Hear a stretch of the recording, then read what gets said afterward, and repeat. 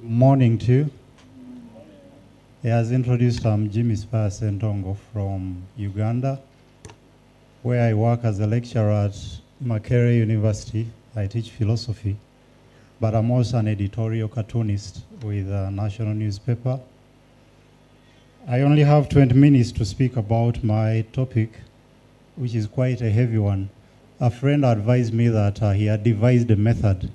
Whenever he was invited to speak and was given a few minutes, he had small pieces of sweets that he would put in the mouth, and he knew that by 15 minutes they would have dissolved, and that's when he would stop. But then one time, he spoke and spoke for almost an hour, and the sweet was not dissolving. That's when he realized, when he pulled it out, that he had put a button instead of a sweet. So I had to make sure that I put a sweet, not a button, and it has started dissolving.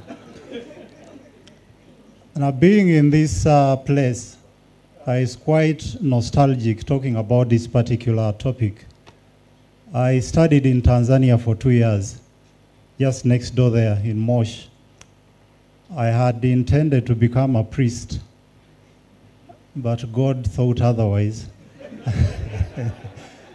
Yeah, but why this brings back particular memories at this occasion and talking about art, pop culture, and social movements, which I'm not going to go into defining. It reminds me of moments at the seminary. Every evening after prayers, a priest would communicate something. But at times, some of the communications, it was a seminary, some of the communications they would make were not really favorable. We didn't want to hear what they were telling us. So we had developed a habit that whenever they communicated something we did not want to hear or that we felt was unfair, we would end with a particular song, and that was "We Shall Overcome." And we would sing it so loud, the priest was uncomfortable behind, because they would sit behind and would say, we shall overcome someday. And the priest would be uncomfortable, but he would have to join us because we were singing a Catholic hymn. But at the same time, while singing the Catholic hymn, we knew that the message was passed across, and that they could not ban the hymn. At the same time, they could not stop us from singing it. Now, music, as one of the forms of art, has always been one of the ways of pushing back to power, one of the ways of communicating certain messages, especially in spaces where it is a bit unsafe to engage with those with power. And the seminary was that kind of space. But we have seen music used by different kinds of people. The Negro spirituals, this was one of the ways in which the slaves would express their feelings about the pain that they were going through, how they would give themselves hope, because music is as well therapeutic. In many of the anti-colonial struggles in Africa, I don't think you can name any particular one that was without song. They always had songs that they sang.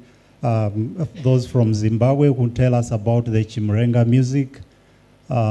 Coming from Uganda, I remember the songs that were sung by the Museveni guerrillas in the 80s when we were still young.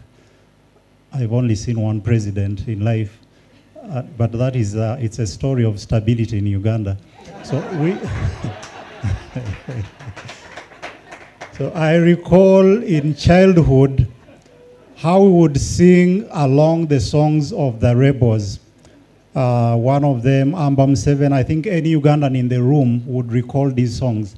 Of course, today they are irritating to hear. But it always gave us a certain kind of attachment with those that call themselves liberators. It always, it was an easy way of communicating to the people, an easy way of building solidarity, an easy way of mobilizing the community into accepting a particular message. We saw it used in the South African struggles. Many of us, at least in Uganda, we got to know and to be concerned about what was happening in South Africa through music. For instance, that of Chaka Chaka, Let Me Be Free, I Cry for Freedom.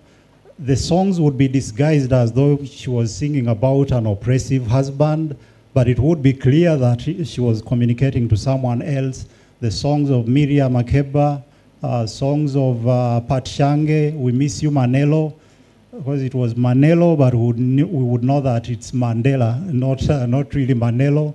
And even a child from a ghetto in Uganda would sing along that song, even if some did not really know what it was about. But you would start by being attracted to the music, and then you would ask, but what is this about?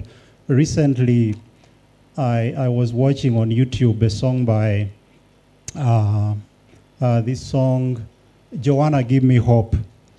Joanna Give Me Hope was such a hit in many places. Someone was saying that, oh, I had never listened to the lyrics of this song. I've always been dancing along. I didn't know that it was such a serious song. But everyone would immediately stand up when they heard Joanna Give Me Hope. The music of Lucky Dube, prisoner, slave, in whatever forms that they were disguised, the message was quite clear. I remember where I come from in southern Uganda. Deep in the village there, at a wedding, when the music of Lucky Dube played, you knew that it was going to be chaos at the wedding.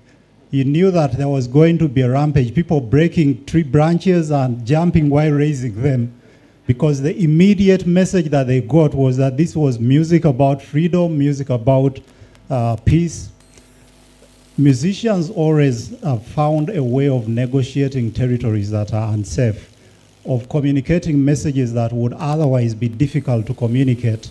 And it has an effect of disarming the oppressors, disarming those that you're singing about.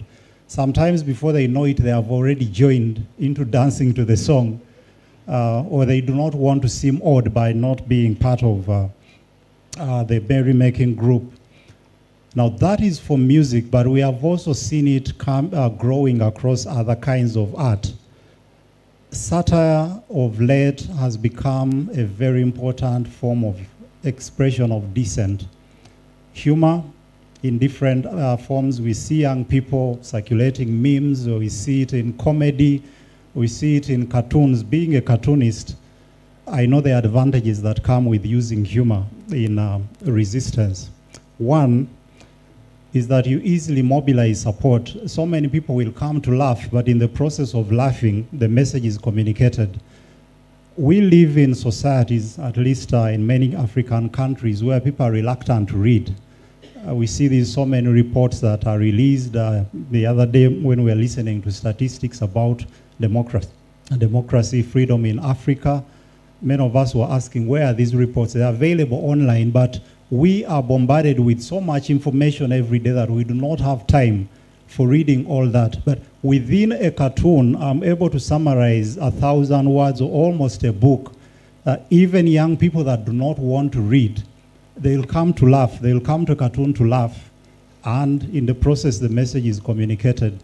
With these cartoons, people have been able to lampoon, people have been able to ridicule oppressors, people have been able to demystify oppressors by pulling them down to be laughed at.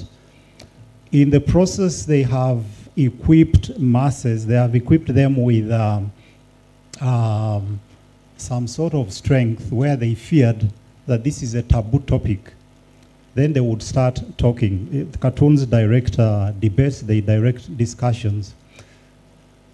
Someone asked me, but why would you draw a cartoon of a president? Don't you have any fear drawing about it? Don't you fear being sued? And I told them that with cartoons, we have much more license than those who communicate with text. One, except if the president was arbitrary, if government was arbitrary in dealing with me, they cannot prove that I've drawn the president. If anyone claims that the cartoon I've drawn is of the president, the burden of proof is on them. It's not on me. But if it looks like them, I'll say maybe that's just mere coincidence. Yeah, well, I understand that in some contexts, some leaders have gotten around that by banning cartoons altogether. In Rwanda, I'm not quite sure, but I've heard that it's not allowed to draw cartoons of the president, ridicule the president in cartoons. Maybe our brother there will tell us that I've heard of such a law. But even if that happens, there will always be ways of going around. There will always be ways of creating other avenues of communication. And in this creativity that we see in art, young people do not give up. We have seen topics that have traditionally not been discussed anywhere, which today we have found various other avenues of talking about them. Now, recently, I would use a case as I come to the end of my speech. I spearheaded a protest, an online protest about service delivery in Uganda. We called them exhibitions, and they were mostly on Twitter and maybe even on Facebook. So in this protest, I just called upon people to take pictures. The first was, we called it the Kampala Pothole Exhibition. So I mobilized people to take photos and exhibit them online. Just take a photo of a pothole wherever you find it in Kampala and tweet it. The second phase within the exhibition was to satirize those pictures. And I was amazed by what young people did with the photos. There was one of the president in a boat sailing on a pothole, another of a Titanic on a pothole. There is a young man who assigned himself the role of taking the president around the city, but simply by photoshopping his picture into potholes. Wherever there would be a pothole, the president would be there standing, looking at the pothole, or standing in the pothole. Some people would think that these are just gestures to laugh about, and that's it. But in the process, you're making power uncomfortable. You're making them feel you don't want them to get away with oppressing you with so much ease. Within a short time, we got so many responses. We got responses from Kampala City Council officials, responses from Parliament. The president released some money to fix potholes. Of course, the part of the story that I will not tell is that the potholes were filled with soil.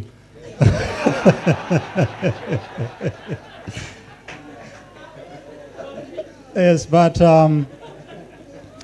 as I end, of course, one of the challenges of using such methods is that some people will simply laugh about the cartoons. They'll just be entertained by the music. They laugh about the memes, and life goes on.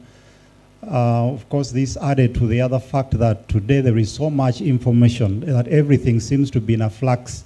There is always a fleeting wide array of information every day that the attention span is quite short. That if you do not struggle so much to remain active and visible, those who are on the other side will bombard the public with a lot of more information to distract them. So within that distraction, I think we have to devise means of ensuring that the message that we are sending across can persistently and consistently remain. I thank you so much.